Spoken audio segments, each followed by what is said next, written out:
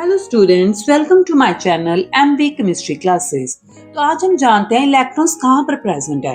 Bohr के accordingly electrons एक well defined circular path orbit में प्रेजेंट है, लेकिन क्वांटम मॉडल ने इस ऑर्बिट के कंसेप्ट को रिप्लेस कर दिया ऑर्बिटल के साथ। और ऑर्बिटल एक थ्री डिमेंशनल स्पेस है जहाँ पर इलेक्ट्रॉन के मिलने की प्रोबेबिलिटी न्यूक्लियस के अराउंड ज्यादा है। तो ये सब हुआ कैसे, चलिए जानते हैं हम।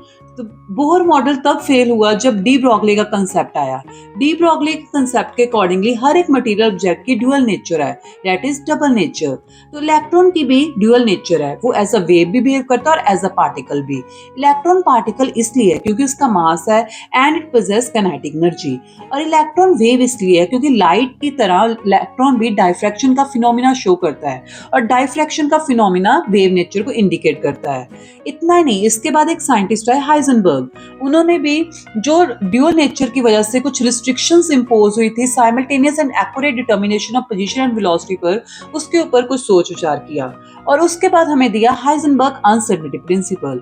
तो ये प्रिंसिपल हमें बताता है कि हम किसी भी इलेक्ट्रॉन की या मूविंग माइक्रोस्कोपिक पार्टिकल की पोजीशन और मोमेंटम एक्यूरेटली मेजर नहीं कर सकते हैं सेम टाइम पर।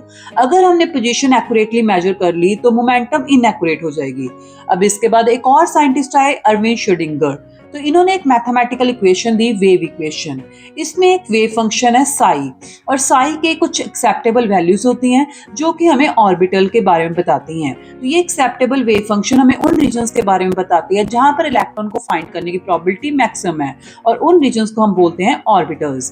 तो अब जैसे कि बोहर ने बोला था कि इलेक्ट्रॉन एक वेल डिफाइंड पाथ में है, लेकिन अब हम एक वेल डिफाइंड पाथ से इलेक्ट्रॉन की प्रोबेबिलिटी की बात कर रहे हैं और इलेक्ट्रॉन क्लाउड की बात कर रहे हैं। तो इलेक्ट्रॉन क्लाउड क्या है?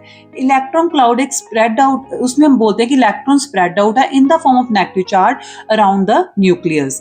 और जितना ज्यादा इलेक्ट्रॉन क्लाउड डेंस होगा उतनी ही प्रोबेबिलिटी इलेक्ट्रॉन को फाइंड करने की ज्यादा होगी। अब पहले क्वेश्चन था वेयर इलेक्ट्रॉन इज, अब क्वेश्चन है where electron is most likely to be. Thank you so much.